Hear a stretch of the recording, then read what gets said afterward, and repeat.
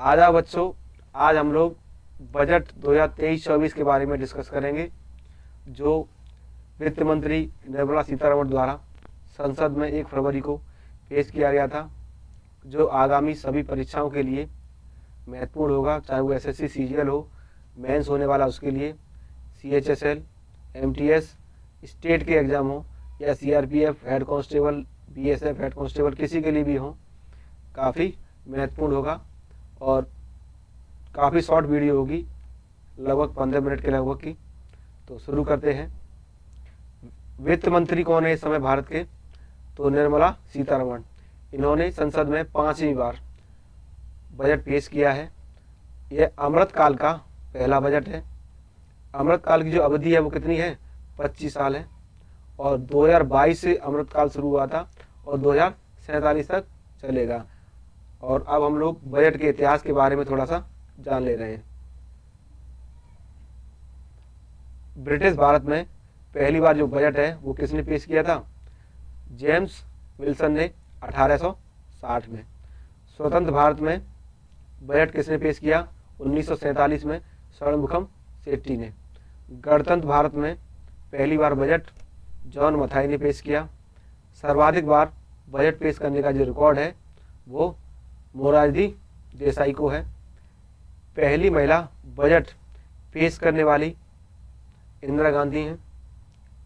पहली महिला पूर्णकालिक सर्वाधिक बार बजट पेश करने का जो रिकॉर्ड है वो किसके पास है? श्रीमती निर्मला सीतारमण के पास। हमारी आज़ादी के 75वें साल में दुनिया ने भारतीय अर्थव्यवस्था को एक चमकता सितारा माना है। ये बात तो है। कोविड के समय से लेकर अब तक भारत की जो अर्थव्यवस्था है वो सर्वाधिक गति से बढ़ती हुई अर्थव्यवस्था को माना गया है। 2022-23 में भारत की आर्थिक विकास दर कितनी रही? 7%। वहीं 23-24 में आर्थिक विकास दर 6.5% रही। पीएम गरीब कल्याण योजना, अन्न योजना, इसका कार्यकाल 1 वर्ष के लिए और बढ़ा दिया गया है और ये 1 जनवरी 2023 से लागू हो चुकी है। इन्होंने वित्त मंत्री जी ने 2014 से तुलना भी करी है। इन्होंने कहा है कि प्रति व्यक्ति आय अब दुगनी हो गई है, जो कितनी है? 1.97 लाख। और इन्होंने तुलना करते हुए बताया है 2014 में 10 नंबर पे आती थी भारत की अर्थव्यवस्था, लेकिन अब 5वें नंबर पे आती है, जो ब्रिटेन को छोड़कर पीछे छोड़ दिया है। यानी कि इससे पहले ब्रिटेन की अर्थव्यवस्था 5वें नंबर पर आती थी, लेकिन अब भारत की आती है। बजट में कुछ योजनाओं को जिक्र किया गया है। स्वच्छ भारत मिशन 2 अक्टूबर 2014 को शुरू किया गया था और 2 अक्टूबर 2019 तक ये चला था। उज्ज्वला योजना जो गैस कनेक्शन से संबंधित थी, 1 मई 2016 से शुरू हुई थी उत्तर प्रदेश के बलिया डिस्ट्रिक्ट से। पीएम जनधन योजना 28 अगस्त 2014 से जीरो अकाउंट बैलेंस, यानी कि ये जो योजना है, जब प्रधानमंत्री जनधन योजना, वो सबसे बड़ी वित्तीय योजना है, यानी कि इसमें सबसे ज्यादा खाते खोले गए हैं। अमृतकाल के विजन को हासिल करने के लिए 3 चीजों पर ध्यान केंद्रित किया गया है और वो 3 चीज कौन कौन सी हैं? युवा वर्ग और नागरिकों के लिए अवसर, यानी कि जो यूथ है और नागरिक हैं उनके लिए नए नए अवसर लेके आना। रोजगार सृजन में वृद्धि करना, यानी कि रोजगार पैदा करना। सुदृढ़ एवं स्थिर आर्थिक वातावरण। महिलाओं का आर्थिक सशक्तिकरण। पीएम विश्वकर्मा कौशल सम्मान, विकास पर्यटन, हरित विकास, यानी कि इन सब चीजों पर ये आधारित है बजट हमारा। बजट में 7 प्राथमिकताएं तय की गई हैं और उन्हें सप्तऋषि कहा गया है। क्या कहा गया है? सप्तऋषि। पहली प्राथमिकता है समावेशी विकास, ओवरऑल डेवलपमेंट। दूसरी प्राथमिकता है अवसंरचना और निवेश, इंफ्रास्ट्रक्चर और इन्वेस्टमेंट, अंतिम छोर तक पहुंच। चौथी है युवा शक्ति, यूथ पावर। 5वीं प्राथमिकता है वित्तीय क्षेत्र, फाइनेंशियल सेक्टर। 6वीं प्राथमिकता है हरित विकास और 7वीं क्षमताओं को उभारना।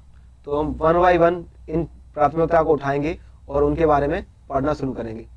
पहला है समावेशी विकास। यानी कि सबका साथ सबका विकास। यहाँ सबके साथ सबके विकास से वो तात्पर्य नहीं है, क्योंकि मोदी जी जब रैलियों में कहते हैं सबका साथ सबका विकास, इसका मतलब हर तबके का आदमी पार्टी से जुड़े। लेकिन वित्त मंत्री ने समावेशी विकास, सबका साथ सबका विकास, इसका मतलब यह है कि एग्रीकल्चर, हेल्थ और एजुकेशन सबको एक साथ लेके चलेंगे, इस विषय में ये कहा गया है। तो इसमें पॉइंट है कृषि वर्धक नीति या निधि। इन्होंने एक फंड बनाया है, वो फंड किसके लिए बनाया गया है? ग्रामीण क्षेत्रों के युवाओं के लिए, यानी कि ये एग्री स्टार्टअप है, यानी कि युवाओं को, जो युवा हैं उनके लिए एग्री स्टार्टअप तैयार करना। दूसरा पॉइंट है आत्मनिर्भर बागवानी स्वच्छ पौध कार्यक्रम। इसके लिए 2200 करोड़ रुपए सरकार ने दिए हैं हॉर्टिकल्चर को बढ़ावा देने के लिए, ठीक है। तीसरा पॉइंट है मिलेट के लिए वैश्विक केंद्र सृजन बनाया गया है, यानी कि सरकार ने, यानी कि इसके लिए यूएन ने 2023 को, किसको? 2023 को अंतर्राष्ट्रीय बाजार वर्ष घोषित किया है। तो इस चीज को ध्यान में रखते हुए मिलेट के लिए वैश्विक केंद्र सृजन बनाया गया है, यानी कि अब जो मोटे अनाज होते हैं उनको क्या कहा जाएगा? सृजन कहा जाएगा। और मिलेट्स के अंतर्गत आता क्या क्या है? ज्वार, रागी, बाजरा, कुटकी और सामा। और वैश्विक केंद्र सृजन है उसके लिए उत्कृष्टता केंद्र कौन है? भारतीय बाजरा अनुसंधान संस्थान, जिसका हेडक्वार्टर कहाँ है? हैदराबाद में। ये इसका कौन है? एक्सीलेंस सेंटर है, मतलब उत्कृष्टता केंद्र है। सरकार ने 20 लाख करोड़ रुपए कृषि के क्षेत्र में इन्वेस्ट करने के लिए कहा है। कृषि में सिर्फ खेतीबाड़ी या फसल ही नहीं आती, यानी कि फसलें आती हैं कृषि में ही, पशुपालन आता है, डेयरी उद्योग आता है और मत्स्य पालन आता है। क्या आता है? मत्स्य पालन। स्वास्थ्य, शिक्षा और कौशल विकास कार्यक्रम भी सरकार ने शुरू किए हैं। सिकल सेल अनीमिया उन्मूलन मिशन 2047, यानी कि भारत सरकार या भारत से सिकल सेल अनीमिया खत्म हो जाएगा। कब तक? 2047 तक। ऐसा कहाँ कहा गया है? बजट में कहा गया है।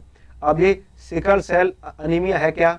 जनजातीय क्षेत्रों में जो लोग रहते हैं उनमें आरबीसी नहीं बनती। क्या नहीं बनती? उनमें आरबीसी नहीं बनती, यानी कि पुरानी आरबीसी खत्म हो जाती हैं और नई आरबीसी नहीं बनती हैं।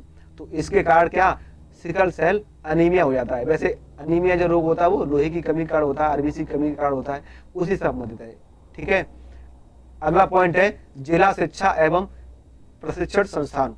ये अध्यापकों के लिए लाया गया है, यानी कि टीचर्स की ट्रेनिंग होगी, ठीक है, टीचर्स की ट्रेनिंग के लिए। तो ये सवाल काफी इंपॉर्टेंट है, ये पूछा जा सकता है कि जिला शिक्षा प्रशिक्षण कार्यक्रम किसके लिए लाया गया है? तो अध्यापकों के लिए।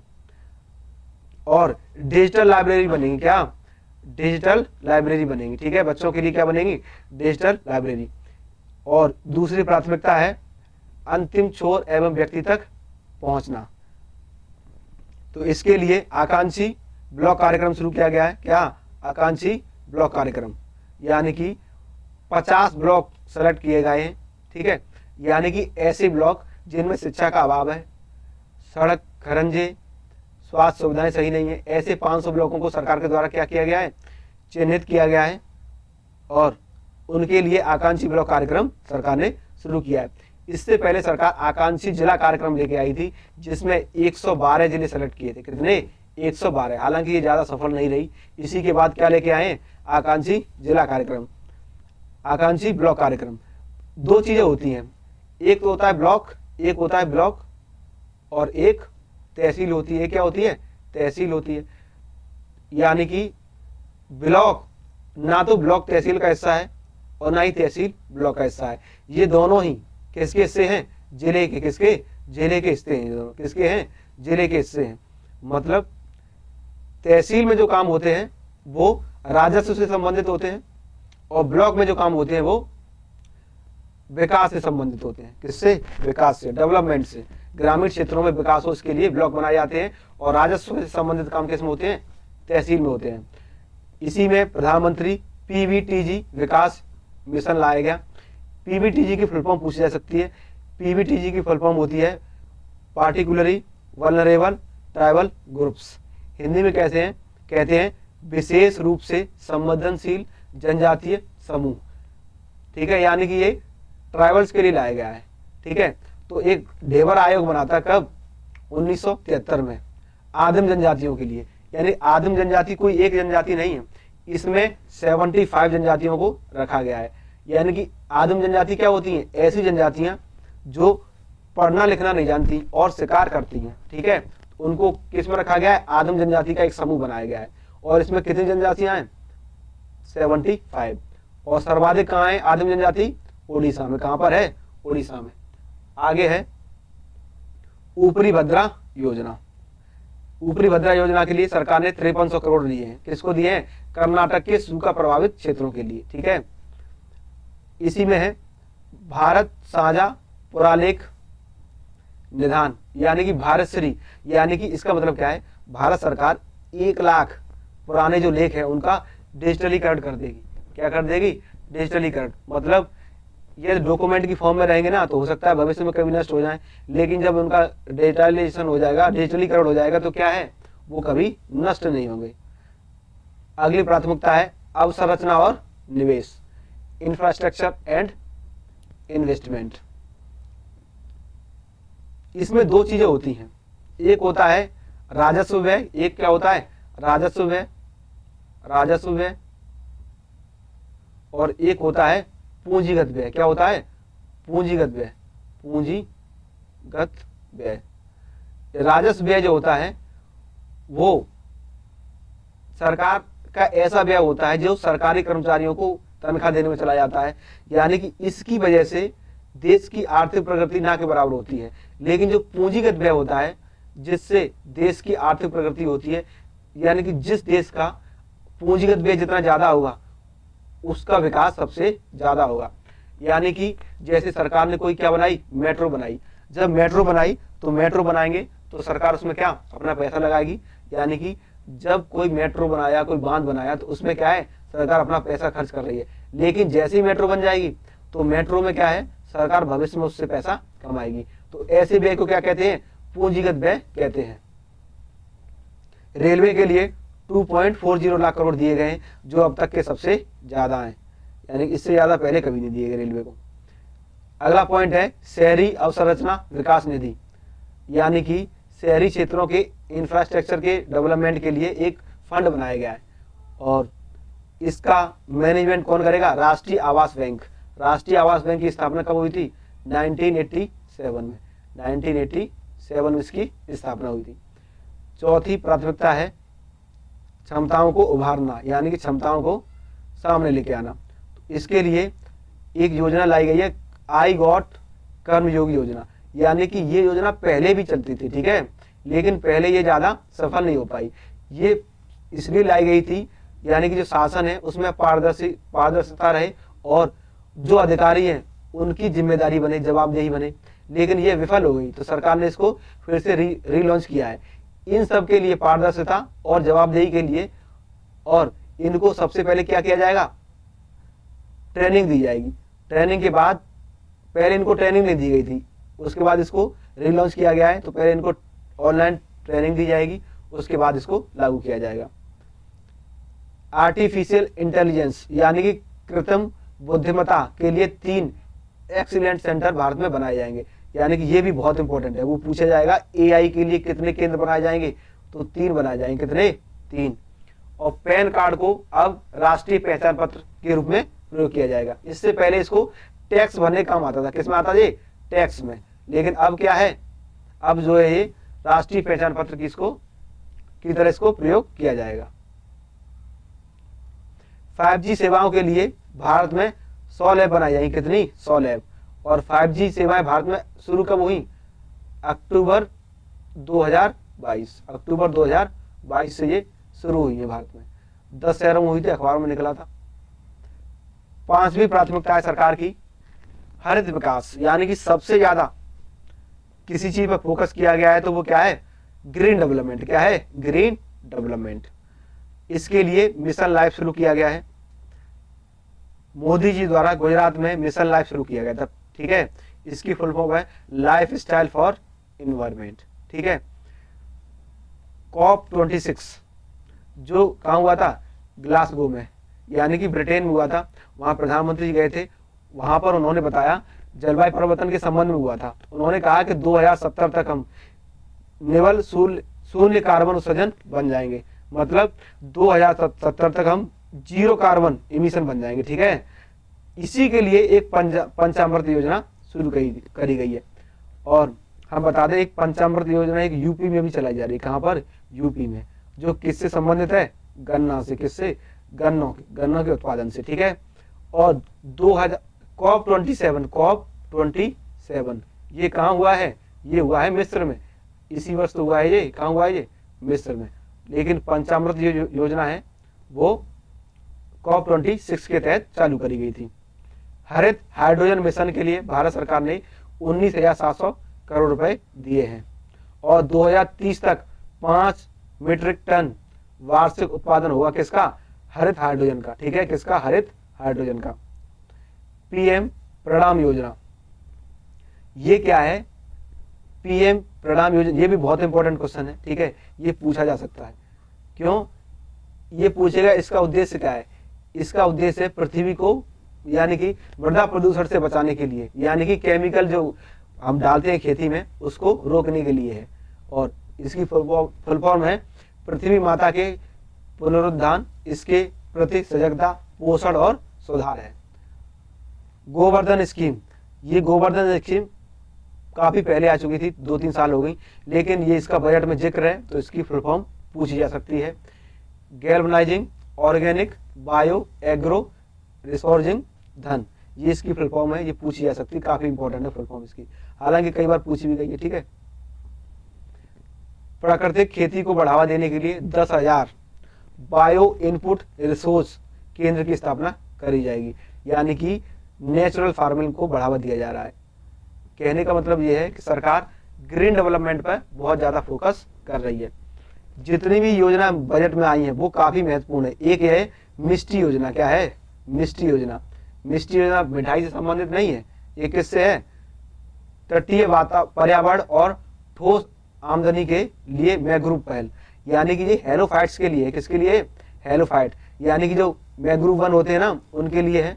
और लवणीय वन, यानी कि ऐसे पेड़ पौधे जो हेलोफाइट्स, मतलब ऐसे पेड़ पौधे जो नमकीन क्षेत्रों में उगते हैं, मतलब हेलोफाइट जानते हो, समझ रहे हो मैं क्या कह रहा हूं? वही है, यानी हाँ, लवणी भूमि के विकास के लिए। किसके? लवणी भूमि के विकास के लिए। ठीक, एक और योजना है अमृत धरोहर, ये भी यह जितनी योजना है बजट में जिनका जिक्र हुआ है वो सबसे ज्यादा महत्वपूर्ण है, ये भी बहुत इंपॉर्टेंट है। यह आर्द्र भूमि संरक्षण के लिए, यानी कि ये 3 साल के लिए सरकार लेके आई है। और भारत में वर्तमान में 75 रामसर स्थल हैं। कितने? 75।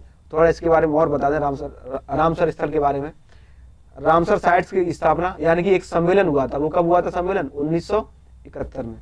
और रामसर साइट का सम्मेलन हुआ, उसके बाद लागू कब हुआ? ये 1975 में। एक आर्द्र भूमि संरक्षण दिवस मनाया जाता है, वो 2 फरवरी को मनाया जाता है। कब? 2 फरवरी को, जो कल परसों ही मनाया गया। ठीक है, और कब से मनाया जाता है ये? 1997 से, 1997। भारत रामसर स्थल में कब जुड़ा? 1882 में। 1882 में भारत इसमें जुड़ा। इतनी जानकारी आपको याद रखनी है। ठीक है, और भारत में सबसे ज्यादा रामसर साइट्स कहाँ हैं? तमिलनाडु में। कहाँ पर? तमिलनाडु में, यूपी में नहीं है। ठीक है, पहले यूपी में थी, लेकिन फिलहाल में कब है? कहाँ है? तमिलनाडु में। अगला इनका पॉइंट था युवा शक्ति, यानी कि इन्होंने प्रधानमंत्री कौशल विकास योजना को फिर से लॉन्च कर दिया है 4थी बार। ठीक है, और इसके तहत 30 स्किल इंडिया सेंटर बनाए जाएंगे। कितने? 30 स्किल इंडिया सेंटर इसमें बनाए जाएंगे। ठीक, देखो अपना देश, एक ये योजना लॉन्च की गई है। हालांकि इससे पहले योजना लॉन्च की गई थी उड़ान। क्या? उड़ान। इसकी टैगलाइन थी उड़े देश का आम नागरिक। भाई साहब ये बात तो है, इस सरकार में टैगलाइन बहुत अच्छी आती है। क्या था इसकी टैगलाइन? देखो अपना उड़े देश का आम नागरिक। सरकार ने यूनिटी मॉल स्थापित किए हैं। क्या? यूनिटी मॉल, यानी कि यूनिटी मॉल क्या होते हैं? ODOP के तहत, यानी कि एक जिला एक उत्पाद के लिए, यानी कि ऐसे मान लो किसी राज्य में जितने भी जिले हैं उनके लिए एक जिला में एक उत्पाद होता है फेमस, और वो शामिल किए जाएगा। और GI टैग वाले, क्या जिनको GI टैग दिया है उनको शामिल किया जाएगा। और उन सभी उत्पादों को मिलाकर एक मॉल बनाया जाएगा, उसे कहा गया यूनिटी मॉल। यानी कि उसमें उस राज्य की सभी फेमस वस्तुएं या जो भी हैं वो उसमें अवेलेबल रहेंगी। ठीक है। सातवीं प्राथमिकता है वित्तीय क्षेत्र, फाइनेंशियल सेक्टर। इसमें महिला सम्मान बचत पत्र योजना शुरू करी गई है 2 वर्ष के लिए, यानी कि 2023 में लागू करी गई है, 2025 में खत्म हो जाएगी। इसमें 7.5% का ब्याज दिया जाएगा 2 लाख तक के जमा सुविधा पर। ठीक है। यानी किसी के 2 लाख तक के रुपए जमा है तो उसमें 7.5% की राशि इसको दी जाएगी, ब्याज के रूप में दिया जाएगा। ठीक है। एक और है वरिष्ठ नागरिक बचत योजना। इसमें जो लिमिट थी उसको बढ़ाकर पहले 15 लाख थी, अब कितना कर दिया है, 30 लाख कर दिया है। ठीक है। अब बात कर ले रहे हैं हम राजकोषीय घाटे की। ठीक है।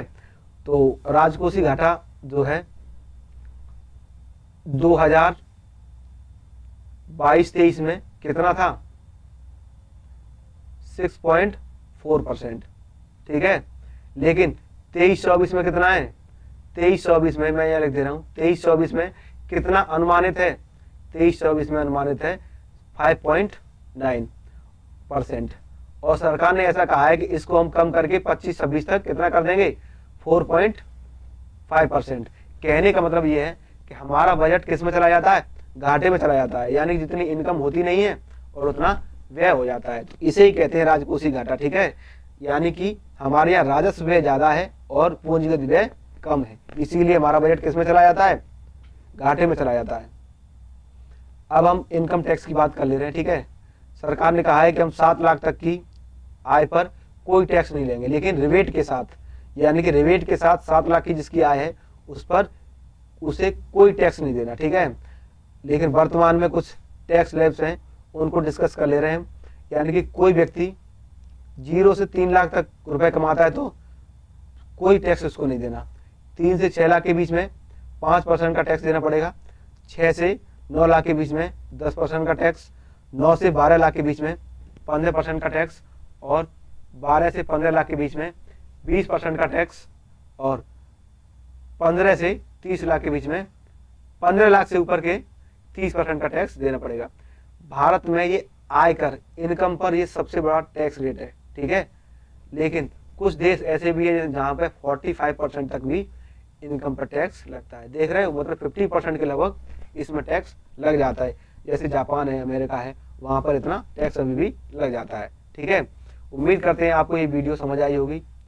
धन्यवाद।